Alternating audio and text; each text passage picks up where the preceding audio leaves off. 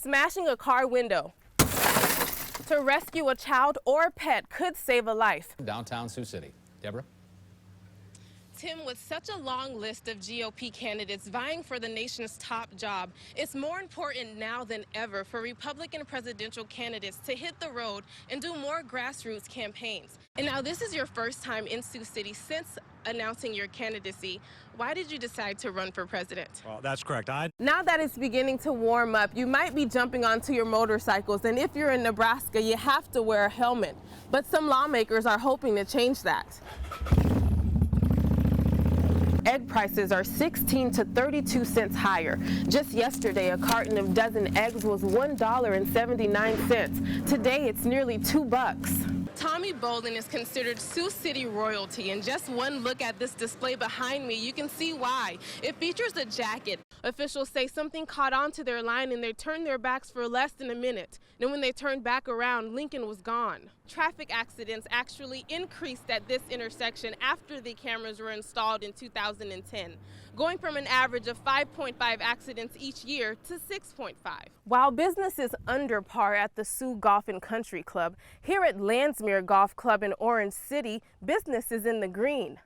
During the 4th of July in Iowa, you can only shoot novelty fireworks like sparklers or these smoke balls here. But some Iowa legislators want to change the law and broaden the selection. Artist Ray Sorensen is turning huge boulders like this one into works of art to honor veterans across the state of Iowa.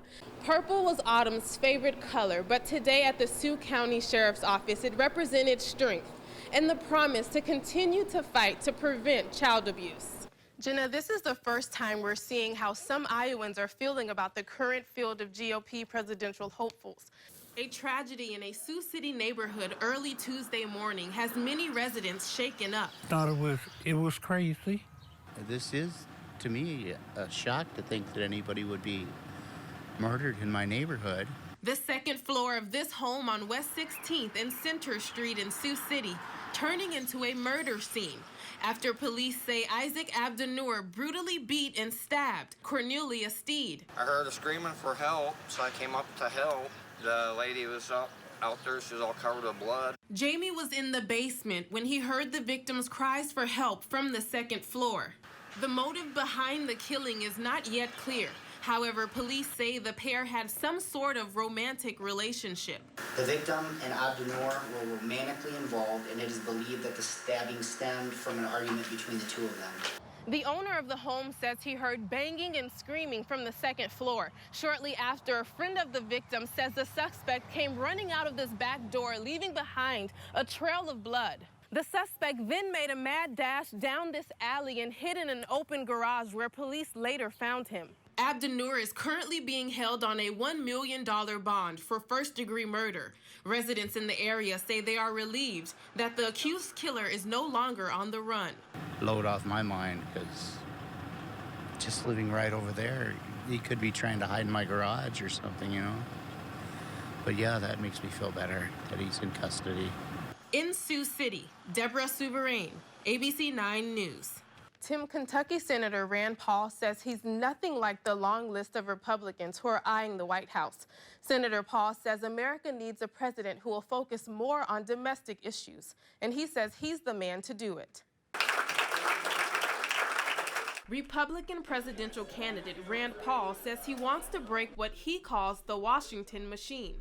You know, when I ran for office, people said to me, they said, "We've never held office before. Why would we vote for you?" I said, "That's precisely why you should vote for me." The junior Kentucky senator telling a crowd of supporters at Morningside College Wednesday that he's a different breed of Republican.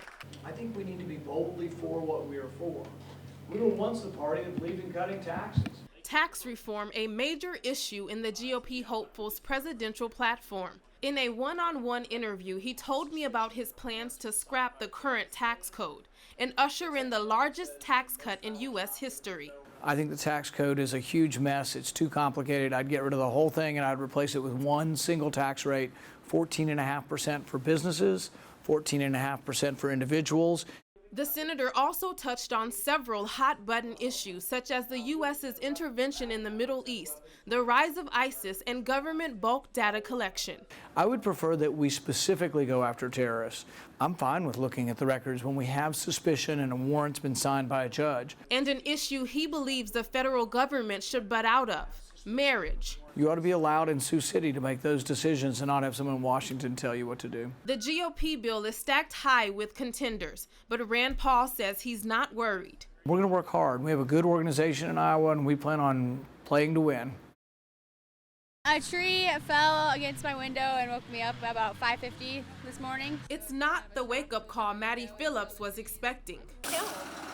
Residents in Marcus, Iowa, getting a rude awakening early Monday morning after a windstorm swept through the town. It was just like a train coming through, just whoosh, and didn't last very long. The winds snapping tree trunks like twigs, sending some crashing into homes. Residents say the storm only lasted a few minutes, but it was enough to leave behind a trail of destruction. The gusts of wind that came through this area were anywhere from 60 to 70 miles per hour, strong enough to take out this tree behind me. Now, with the help of members of the community, the owner of this home is working on removing the branches that fell onto her roof. I've been out of town at my brother's wedding this weekend and got a phone call this morning saying there was a tree on and a picture, and came home to this. It's nice that you live in a small town and people come help you. Hours after the storm, crews were still working to restore power to dozens of homes. Insurance adjusters were also on hand surveying the damage. Fortunately, no one was injured, and thanks to volunteers and some hydration from the mayor, residents are quickly picking up the pieces. All I know is I've got a town full of people that are cleaning it up, doing a fantastic job.